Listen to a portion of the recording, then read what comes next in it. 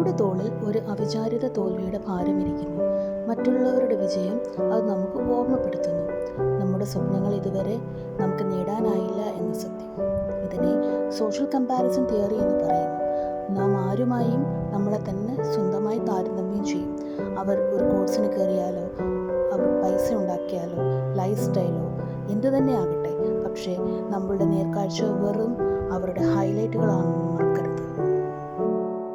യഥാർത്ഥത്തിൽ അവരുടെ വിജയത്തിൽ നമുക്ക് ദുഃഖം തോന്നുന്നത് നമുക്ക് വിജയിക്കാനുള്ള ആഗ്രഹം കൂടുതലാണെന്നുള്ള തെളിവാണ്. നമ്മൾ നടക്കുന്ന വഴി താമസമുണ്ടായേക്കാം, പക്ഷേ നമ്മൾ തള്ളപ്പെട്ടു പോയിട്ടില്ല. ഓരോ വിജയത്തിനും സമയമുണ്ട്, നിനക്കുള്ളത് വരാനുണ്ട് എന്ന ആത്മവിശ്വാസത്തോടു കൂടി തന്നെ മുന്നോട്ട് പോകുക. കൂടുതൽ അറിവിനായി സബ്സ്ക്രൈബ് ചെയ്താലും